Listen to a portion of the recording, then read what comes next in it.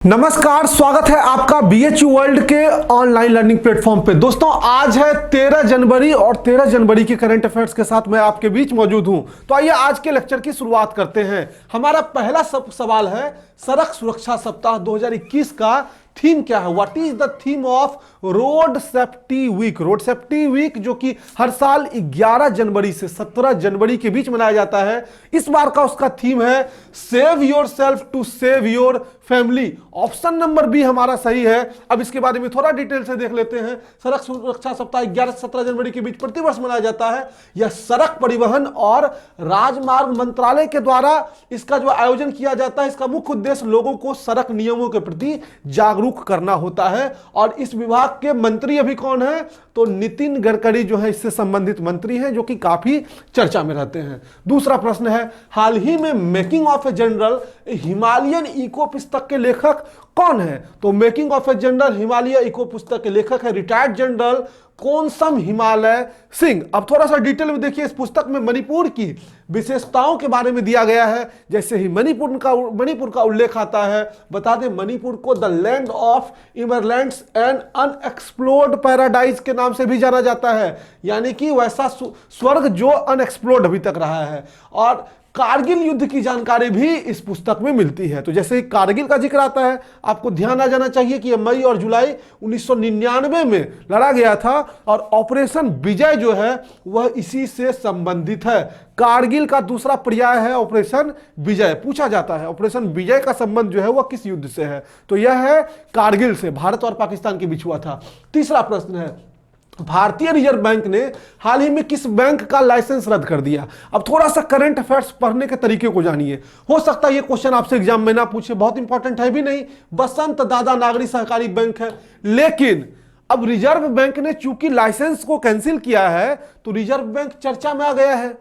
इसी को current affairs कहते हैं। कोई जरूरी नहीं है कि रिजर्व बैंक ने जो किया वो करंट अफेयर्स हो। अब एग्जामिनर को लगेगा अरे आरबीआई चर्चा में, आरबीआई की स्थापना कब हुई थी, ये क्वेश्चन पूछ दें। अब आपको लगेगा ये क्वेश्चन है हिस्ट्री का, लेकिन ये क्वेश्चन उठाया कहां से गया है, इसका कंसेप्ट बिल्ड कहां से हुआ? ये बिल्ड हुआ करंट अफेयर्स से। तो करंट अफेयर्स को एक्सप्लोर करके पढ़िए। ये सिर्फ एक सब्जेक्ट नहीं है, ये हर सब्जेक्ट से लिंक है। चाहे वो आप फिजिक्स की बात करेंगे, मैथमेटिक्स की बात करेंगे, हिस्ट्री की बात करेंगे, पॉलिटी की बात करेंगे, ज्योग्राफी की बात करेंगे, इकोनॉमिक्स की बात करेंगे, हर जगह इसकी पहुंच है और हर जगह इसकी धमक जो आपको सुनाई देखने को सुनाई देगी। ठीक है, तो इसको एक्सप्लोर करके पढ़ा करिए। अब थोड़ा सा आरबीआई का जिक्र आया तो आरबीआई के बारे में क्या देखेंगे?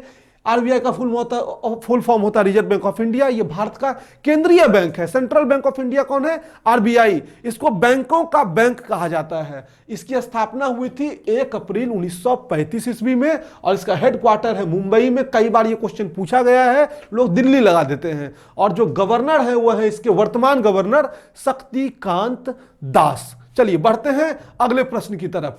किस देश की सरकार ने हाल ही में कोविड-19 से मुकाबला करने के लिए भारत को 2113 करोड़ रुपए की ऋण सहायता प्रदान करने की घोषणा की है? तो वह किया है जापान ने, जिससे हमारे संबंध काफी मधुर हैं। थोड़ा सा जापान का इतिहास देखिए। जापान की जो करेंसी है वह है येन, इसकी राजधानी है टोक्यो और 4 आइलैंड जो है वह बहुत प्रमुख है। 4 द्वीप, एक को कहते हैं होक्काइडो, होन्शु, शिकोको तथा क्यूशु। ये चारों द्वीप हैं और यहाँ के प्रधानमंत्री अभी वर्तमान में है योशिहिदे सुगा। ये बातें आपको जापान से संबंधित ध्यान में रखनी चाहिए। प्रश्न संख्या 5, हाल ही में किस राज्य ने बिंदु सागर सफाई परियोजना की शुरुआत की है? तो बिंदु सागर सफाई परियोजना की शुरुआत ओडिशा ने की है। और जैसे हर क्वेश्चन में आपको डिस्क्रिप्शन मिलता है तो ओडिशा के बारे में थोड़ा सा जानिए। ओडिशा जिसकी राजधानी है भुवनेश्वर, यहाँ के मुख्यमंत्री हैं नवीन पटनायक, ये भी चर्चा में रहते हैं। और राज्यपाल है गणेशी लाल।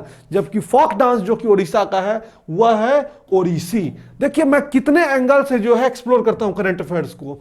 हाल ही में किस कंपनी ने वर्चुअल ब्रेकआउट रूप पेश किया? आप देखेंगे डायरेक्ट क्वेश्चन की निगाह से तो ये क्वेश्चन इंपॉर्टेंट नहीं है, लेकिन हमारे लिए इंपॉर्टेंट है क्योंकि इसमें हमको माइक्रोसॉफ्ट मिल रहा है। यही इसका उत्तर है, माइक्रोसॉफ्ट ने किया है। और माइक्रोसॉफ्ट के साथ ऑप्शन में हमने रखा है गूगल को। अब ये माइक्रोसॉफ्ट और गूगल आपके लिए इंपॉर्टेंट है, इसलिए ये क्वेश्चन भी हमारे लिए इंपॉर्टेंट है। अब देखिए माइक्रोसॉफ्ट की स्थापना जो है कब हुई? यह हुई है 1975 ईस्वी में और इसके संस्थापक हैं बिल गेट्स और पॉल एलन। पूछा जा सकता है इसका मुख्यालय है वाशिंगटन अमेरिका में, यूएसए में, और वर्तमान सीईओ चीफ एग्जीक्यूटिव ऑफिसर इसके हैं सत्या नडेला। जबकि हम गूगल की बात करें, चूंकि गूगल भी ऑप्शन में था और वो भी इंपॉर्टेंट है, इसकी स्थापना हुई थी 1998 में। इसके संस्थापक हैं लैरी पेज और सर्जे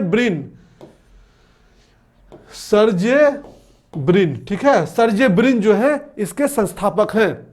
इसका मुख्यालय है Googleplex mountain view California, ये भी यूएसए में है, और वर्तमान सीईओ हैं सुंदर पिचाई। देखिए मैंने क्वेश्चंस को कहां से कहां कनेक्ट कर दिया।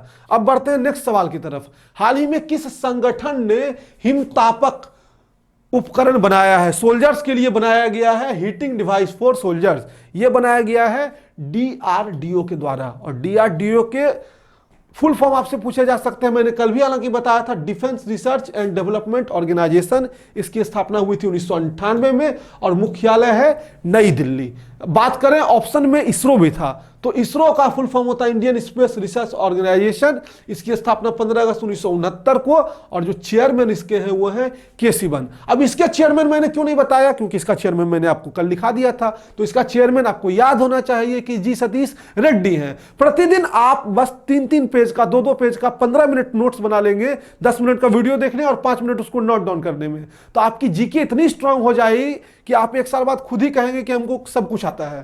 क्वेश्चन नंबर 8, हाल ही में झंडे और देशों के नाम की पहचान करने के लिए सबसे कम उम्र का खिताब जो है किसने जीता? एक बच्ची है, 4 मिनट कुछ सेकंड में 150 देशों का झंडा देख के उसका नाम बता दी। तो इसका खिताब जीता है प्रेसा खेमानी ने, और प्रेसा खेमानी ने 150 देशों के कैपिटल्स के फ्लैग की जो है पहचान की 4 मिनट 17 सेकंड में। ये एक वर्ल्ड रिकॉर्ड है, ठीक है। अब जब झंडे की बात आई तो थोड़ा सा हम लोगों के एग्जाम के पॉइंट ऑफ व्यू से भी पढ़ना पड़ेगा।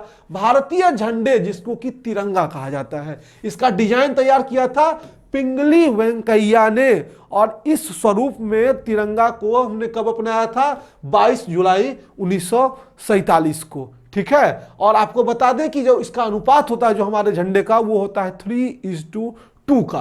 तिरंगे के बिल्कुल बीच में हमको मिलता है अशोक चक्र, और अशोक चक्र में जो धारियां हैं उसकी संख्या है 24। इसकी संख्या क्या है?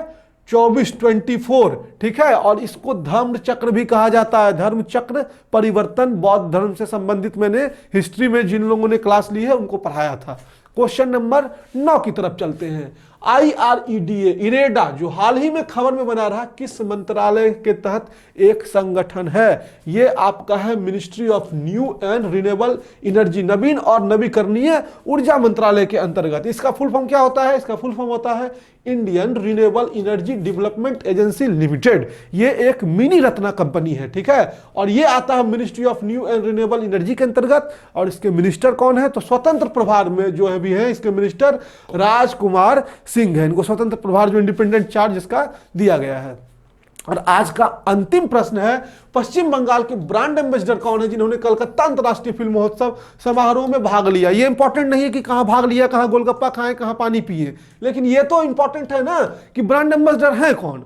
तो करंट अफेयर्स में कैसे उसको उठा के लाएंगे? क्योंकि अभी ये गए थे कार्यक्रम में, चर्चा में आए, इसलिए इनको यहां पकड़ के हम ले आए कि भाई अब आओ तुम यहां पे। तो शाहरुख खान है अभी पश्चिम बंगाल के ब्रांड एम्बेसडर। और जब पश्चिम बंगाल की हम बात कर रहे हैं, राजधानी है कलकत्ता, मुख्यमंत्री है ममता बनर्जी और राज्यपाल है जगदीप धनखड़। और अभी चुनाव भी जो है पश्चिम बंगाल के एकदम बैठा हुआ है, वहां सरगर्मी तेज है, तो काफी चर्चा में रहता है। तो इस बात को ध्यान रखिएगा, वहां के ब्रांड एम्बेसडर भी आपके लिए इंपॉर्टेंट है। तो दोस्तों ये था आज का करंट अफेयर्स। अब चलेंगे आज के क्विज की तरफ, आज के क्वेश्चंस की तरफ। आप जरूर क्वेश्चंस का आंसर कमेंट बॉक्स में दिया करिए, क्योंकि उससे कनेक्टिविटी बनेगी। और आप अगर सक्रिय रहेंगे, एक्टिव रहेंगे, रेगुलर रहेंगे, तो मैं आपके लिए लाइव सेशंस लेके आऊंगा करंट अफेयर्स का, वीकली बेसिस पे, मंथली बेसिस पे क्विज करवाऊंगा।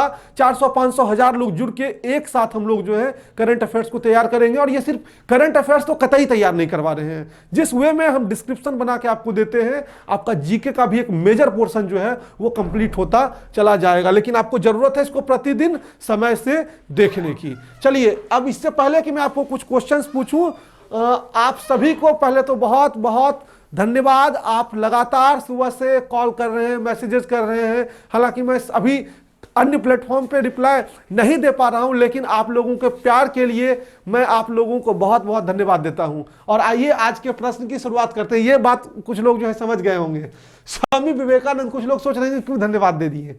स्वामी विवेकानंद के गुरु का नाम क्या था? कमेंट बॉक्स में जाएंगे आपको पता चल जाएगा। बताइए स्वामी विवेकानंद के गुरु का नाम क्या है? Question number 1। क्वेश्चन नंबर 2 है, हाल ही में किस राज्य ने फिलामेंट मुक्त राज्य परियोजना की शुरुआत की? फिलामेंट लेस यानी कि एलईडी को जो है बढ़ावा देने के लिए, बिजली की खपत को बचाने के लिए। यह योजना किस राज्य में शुरू की गई? और पंजाब के चीफ मिनिस्टर, मुख्यमंत्री कौन है? तो यह है आज का सवाल। तो 13 जनवरी के करंट अफेयर्स में हमारा सफर यहीं तक था।